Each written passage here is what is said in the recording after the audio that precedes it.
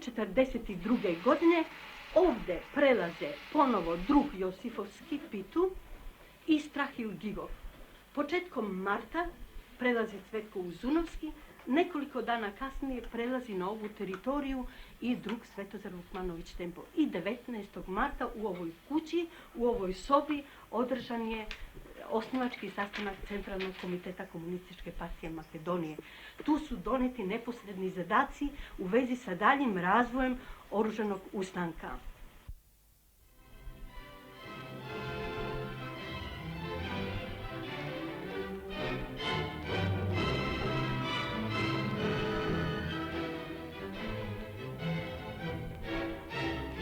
Значењето на формирањето на Комунистичката партија на Македонија не беше само во фактот што работничката класа и македонскиот народ се здобија со моќна субјективна сила во својата борба, туку пред се во тоа што тој настани самиот за себе представува голема потврда и победа на незината политика и на незината афирмација во широките народни маси. За да се согледа проблематиката на работата и борбата на Комунистичката партија во Македонија во тој период, потребно е да се вратиме малку назад пред војната и непоследно по неа. Формирањето на Комунистичката партија на Македонија не беше само одраз на незиното израснување во Македонија, туку и израз на новата концепција на Комунистичката партија на Југославија, на новата политика и стратегија, ориентација кон масите, ориентација на широкото поприште на целокупното економско, политичко, национално и друго збивање во Македонија, што настана особено од крајот на 1937 година, кога беше формирано новото раководство на чело со Јосип Броз Тито.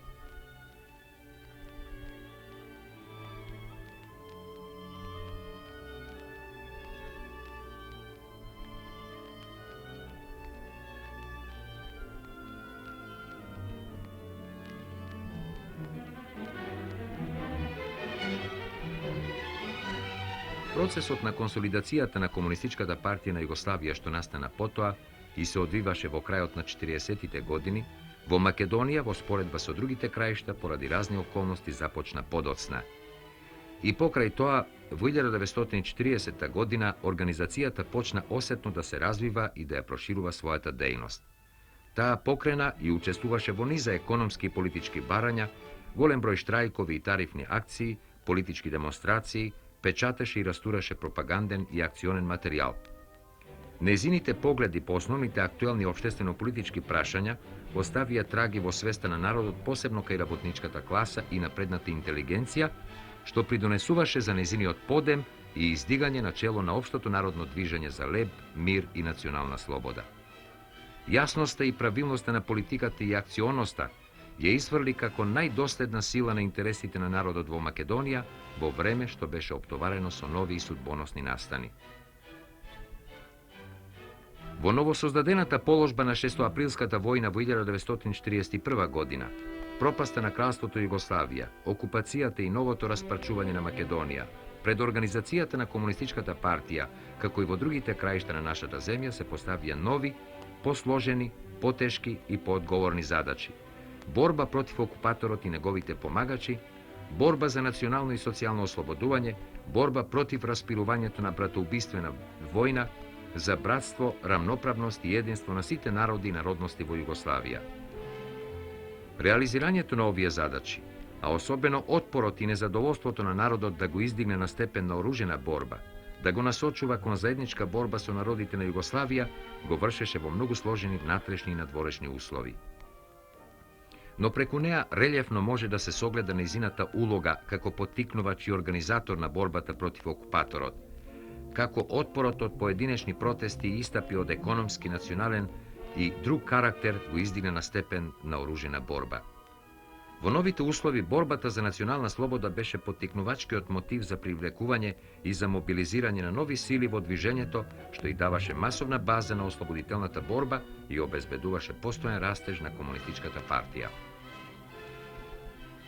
Востанието во Македонија во 1941 година не избувна во масовни размери, но затоа пак тоа се карактеризира со постојан растеж кој секако можеше да биде побрз ако организацијата не се судреше со познатото мешање на Бугарската работничка партија комунисти во незиното делување. Неуспесите со првите партизански одреди и ударите што подоцна ги претрпуваа организациите на партијата од окупаторот предизвикуваа привремени кризи во организацијата, но не се отстапи од основната линија и потребата од развиток на оружената борба. Низ настојувањата за развој на оружената борба беа расчистени сите сили кои го кочеа и пречеа развојот и со тоа се овозможи на крајот да прерасне во општонародно востание. Развојот на оружената борба во 1942 година во најопшти црти, покрај другото во својата основа се карактеризира со настојување на сите сили на ослободителното движење, пред се на организацијата на Комунистичката партија, кон натамошен развој на оружената борба преку формирање нови партизански одреди, преку кое се согледува јасно и цврсто одредената ориентација за разгорување на оружената борба на повисок степен. Фактот што во 1941 година беа образувани 3 одреда, а во текот на 1942 делуваа 11, говори дека силите што се бореа за разгор на оружената борба беа силни и доминантни. Заслужува да се спомне и настојувањето да се масивизираат одредите, да се осамостолуваат во своите дејства, да се групираат одредите во Македонија, како со одредите од Јужна Србија и Косово.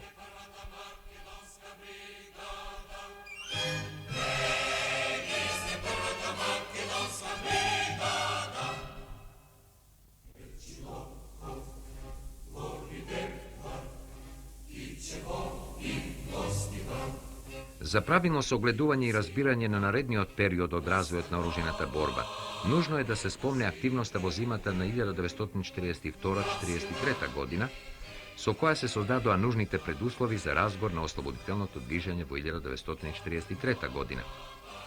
Политичкото и военото раководство во тоа време имаше решителна насока за широко разгорување на оружената борба. Тоа израсна во вистински политички центар на револуцијата и ослободителната војна. Грешките што се правеа не можеа да имаат посилни и подолготрајни последици. Напротив, искуството од тоа само го забрзуваа создавањето услови за полн разгор на оружената борба. Во оваа година, забележителна е дејноста за создавање политичко единство во народот во борбата против окупаторот без разлика на национална, верска, политичка и социјална припадност. Со својата секојдневна политичка работа, Комунистичката партија од ден на ден го прошируваше своето влијание врз широките слоеви. Се пристапи кон формирање на масовни политички организации, одбори на Народно-ослободителниот фронт, тоест комитети, на НОМС и на АФЖ, како носители на движењето и на идната демократска и револуционерна власт. Со растежот на отпорот и дејствата на партизанските одреди, растеше и теророт на окупаторот. Окупаторот и неговите соработници вложуваа големи усилби уште од самиот почеток да ја задушат оружената борба, да ја уништат партијата како главен фактор на отпорот. А псењата и интернациите, теророт и убиствата беа чести и масовни.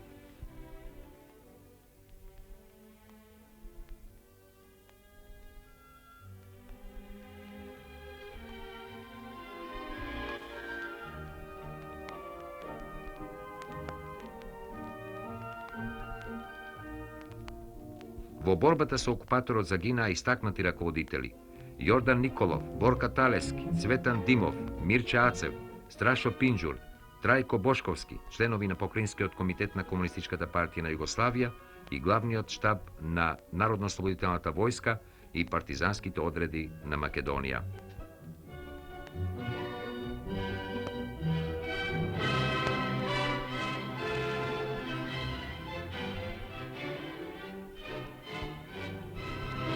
Кон крајот на 1942 и во почетокот на 1943 година, откорен се измени развојот на Втората светска војна. По успешните операции на Црвената армија на Источниот фронт и на англоамериканците во Северна Африка, силите на Тројниот пакт почнаа да трпат порази еден по друг на сите фронтови. Движењата на отпорот во Европа, на Балканот, во кое значајно место зазема ослободителната војна на народите на Југославија, бележат општо засилување во масовноста, во резултатите и содржината. Таквиот развој, како и развојот и состојбата на организацијата и оружената борба, од страна на Покринскиот комитет, беа оценети како поволни услови за засилување на ослободителната војна на македонскиот народ. Покринскиот комитет, независно од мерките што во тоа време ги презедоа Централниот комитет на Комунистичката партија на Југославија и Врховниот штаб на Народно-ослободителната војска на Југославија во крајот на 1942 година, презеде мерки и вршеше подготовки за поширок развој на ослободителната војна во Македонија. Работата врз организацијата и дејноста на партизанските одреди беше насочена кон подготовки за формирање нови партизански одреди и јакнење на постојните. За таа цел, на територијата под италијанска окупација, на постојана работа беа упатени членовите на комитетот Кузман Јосифовски Питу и Страхил Гигов, со задача организационо да ја засилат и прошират организацијата и да извршат подготовки за формирање нови партизански одреди.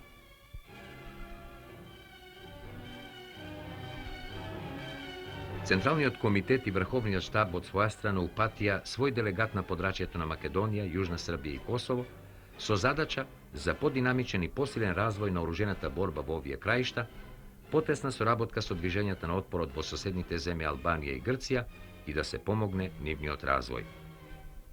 Во натамошниот развој на ослободителната војна и комунистичката партија значајна улога одигра делегатот на Централниот комитет и на Врховниот штаб Светозар Вукмановиќ, кој кон крајот на февруари 1943 година пристигна во Скопје. За извршување на задачите во согласност со положбата, делегатот имаше добиено вонредни овластувања за преземање на сите нужни мерки. Веднаш по пристигањето, заедно со членовите на Покринскиот комитет и главниот штаб на Македонија Борко Темелковски, Вера Ацева, Михајло Апостолски, Иван Дојчинов и Бане Андреев, инструкторот на Централниот комитет при Покринскиот комитет Добривор Радосављевиќ и други, кои се наоѓаа во Скопје, беше извршена критичка анализа на положбата во организацијата на Комунистичката партија и на оружената борба. Врз основа на анализата и добиените искуства во Македонија и во другите краишта на Југославија, приспособувајќи ги на приликите во Македонија, беше изработен план за натамошна работа и развој на оружената борба. Во таа смисла беа донесени следните позначени решенија и одлуки. Да се формира Комунистичката партија на Македонија и од најдобрите активисти да се избере незиниот прв централен комитет. Истовремено да се изврши реорганизација со тоа што да се формираат обласни и околиски комитети, околу кои да се собере сето членство за спроведување на задачите и политички да се издигне за да може да раководи со ослободителната војна. Да се пристапи веднаш кон формирање нови партизански одреди, да се изврши реорганизација на главниот штаб на Народно-ослободителните партизански одреди во Народно-ослободителна војска и партизански одреди на Македонија и за поуспешно раководење во оружената борба да се изврши територијална поделба на Македонија на 5 оперативни зони. Главните сили во прво време да се насочат на територијата под италијанска окупација, каде, како што беше оценето, постоеа поповолни услови за побрз и посилен развој на оружената борба и организацијата немаше претрпено поголеми удари од окупаторот. Да се засили политичката работа врз создавањето на единствениот народно-ослободителен фронт на сите сили што беа против окупаторот и домашните предавници во борбата за национално ослободување. Делегатот на Централниот комитет на 28 февруари упати две отворени писма до сите партиски организации и членови на Комунистичката партија на Југославија во Македонија и сите народно-ослободителни партизански одреди, во кој покрај другото се соопштува одлуката за формирање на Комунистичката партија на Македонија и нејзиниот централен комитет, се истакнуваат успесите во дотогашниот развој и се изнесуваат задачите што предстојат.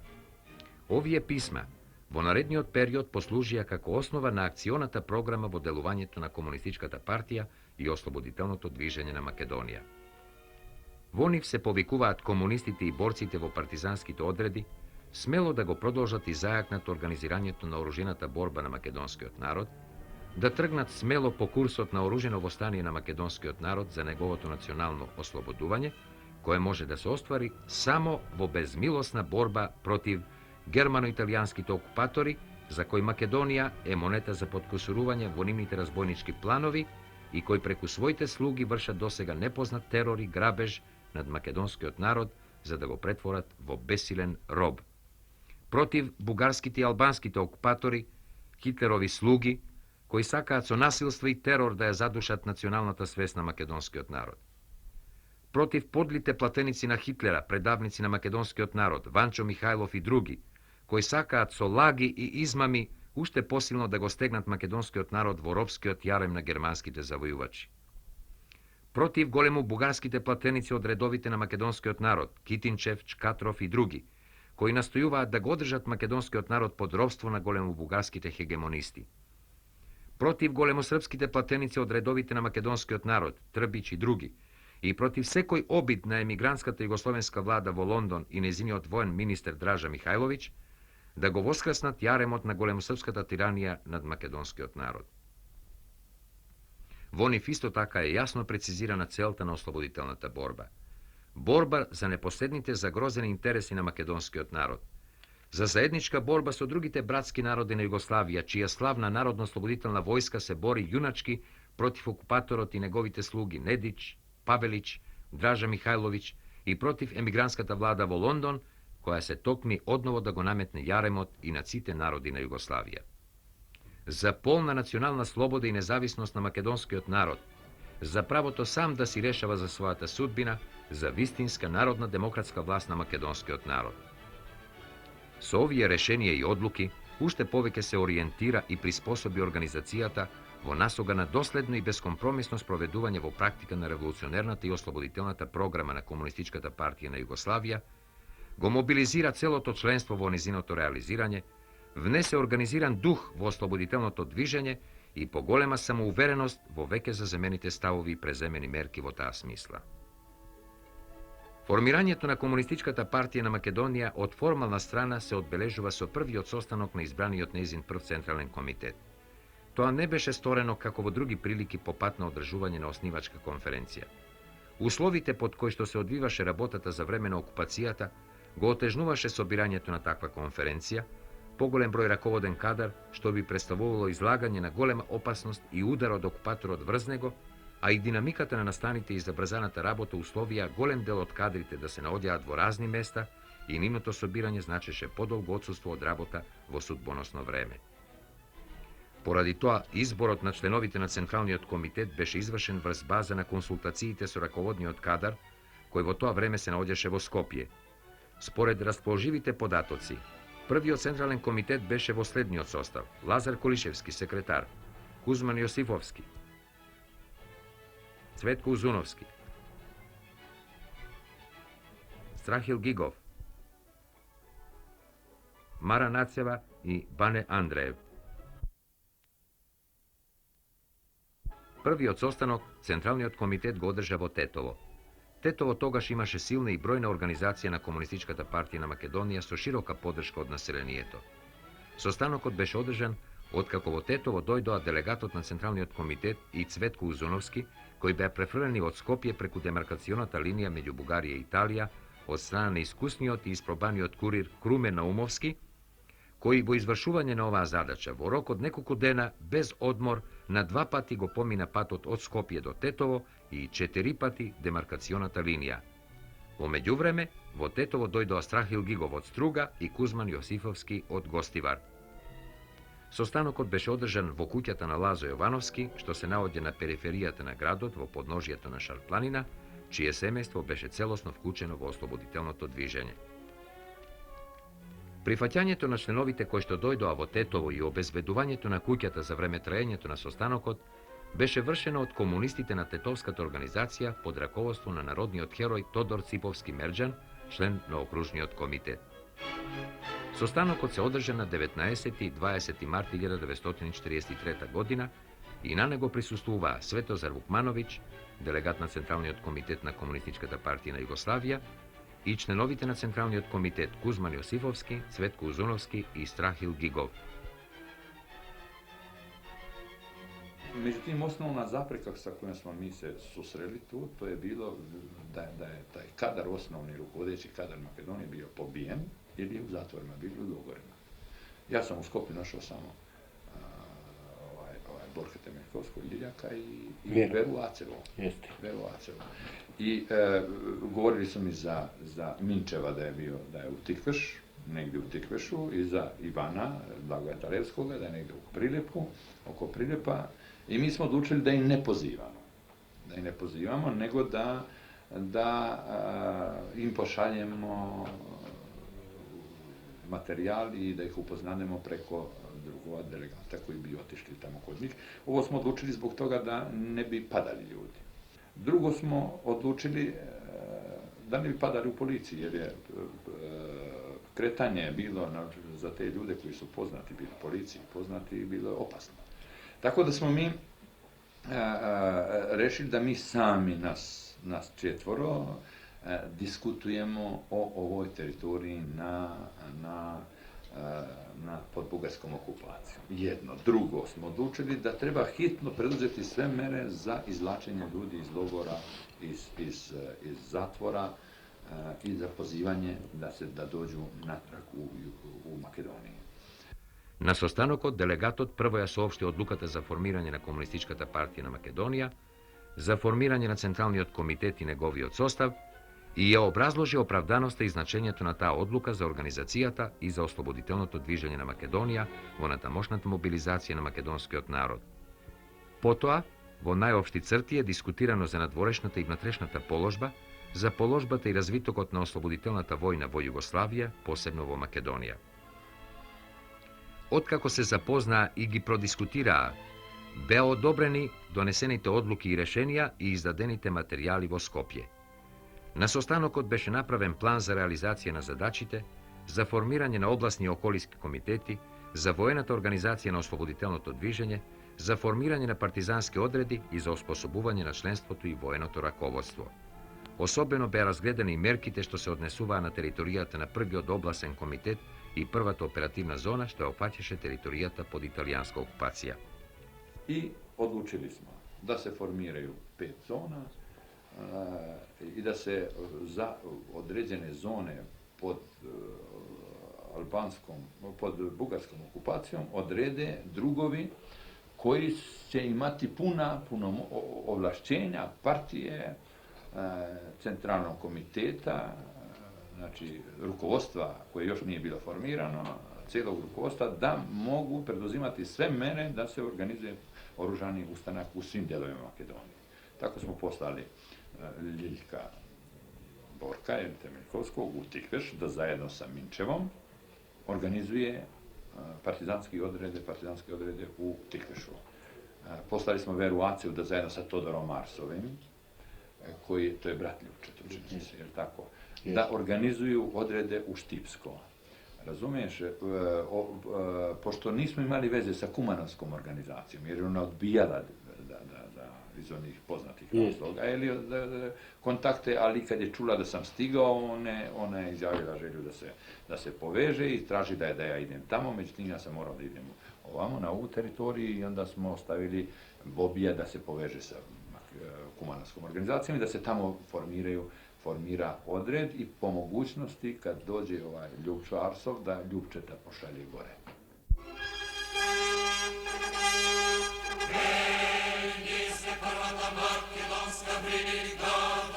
Тука беа определени конкретни задачи и задолженија за идната непосредна работа на Централниот комитет, меѓу кои и задачата за создавање на таа територија еден центар, база, од каде во прво време ќе се раководи со организацијата на ослободителното движење. Со овој настан, сосема беа ликвидирани сите дилеми во однос на тамошниот организационен, политички развој на работничкото, односно комунистичкото движење и на ослободителната војна на македонскиот народ. Со формирањето на Комунистичката партија на Македонија, организацијата уште поизразито ја презеде во своји раце судбината на работничката класа и македонскиот народ во најсудбоносно време од нивната историја. Од тогаш подсврсто се врза нивната иднина за Комунистичката партија на Македонија и работничката класа, која представуваше мал дел од нацијата, но најсвесен, најнапреден и најорганизиран. Но, собирајќи ги околу себе сите вистински револуционерни и патриотски сили и ослонувајќи се на демократското, револуционерното и ослободителното движење на другите народи на Југославија и на мирољубивите и демократските сили во светот, а пред се на Советскиот сојуз, Комунистичката партија на Македонија беше кадра преку ослободителната војна да се извојува не само поарни политички и социјални услови, туку и национална слобода. Покренатата вооружена борба во 1941 година од Комунистичката партија во Македонија постојано растеше и на крајот се издигна во размер на општонародно востание, така што повеќе никакви арбитри на судбината на Македонија не можеа да и го одземат и одрекнуваат правото да зборува во името на широките народни маси. Кога денеска ќе се осврнеме наназад, ние ќе видиме дека токму тоа ја илустрира целата политика, целата концепција, бидејќи во суштина се работи за подлабоко познавање на проблемите и на положбата на работничката класа, на сопствениот народ i od toa da crpi na tamošna borbena energija i potik za pronađenje sootvetnih formi i metodina borba.